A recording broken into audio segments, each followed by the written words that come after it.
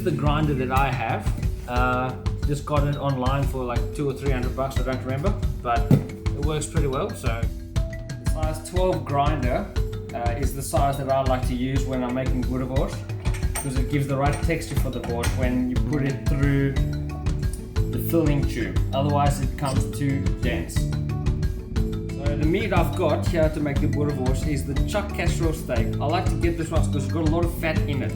So the ratio is just about right for the boerewors.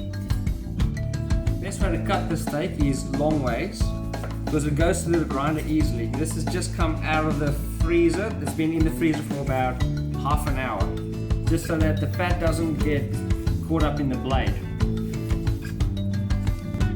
Right, so here I have about 1.7 kilos of meat, and what I've done was I just went to my local South African shop and just got some of the boerewors spice that they have there, and just mixed it according to the recipe. So the spice goes with some iced water, and then it gets mixed up. You can get like a Crown National spice, that's pretty good. They sell some boerewors spice there that you can use, and it's a similar process. The water just gets mixed with the spice, and then that rests for about 10 minutes while I grind this up and I'll mix it together.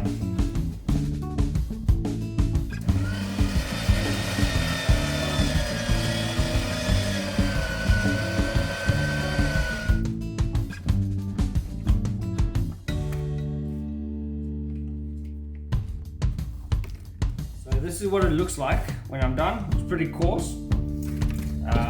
And then this is in about 10 minutes in there. The spices just go with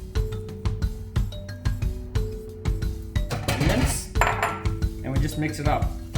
This then goes back in the freezer for about half an hour, just to let the fat solidify again, so that it doesn't get caught up in the blades when you grind it.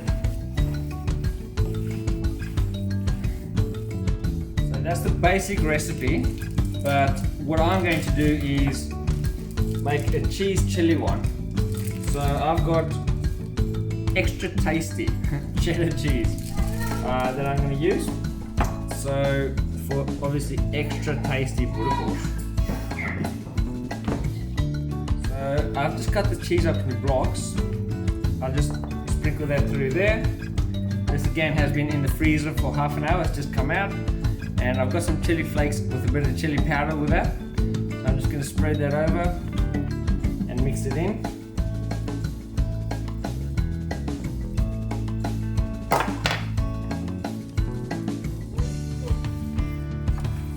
Alright, this is now ready for the second ground. The second ground will mix everything together, all the spices with the rest of the meat and the cheese, and obviously the chili powder that I've just put with it. And after that, we'll be ready to put it into the tube.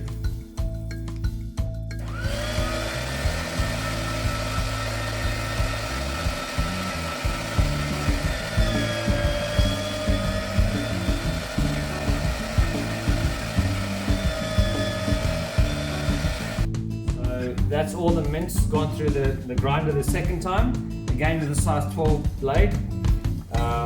And I'm going to put this back in the freezer while I load my casing, ready for the tube.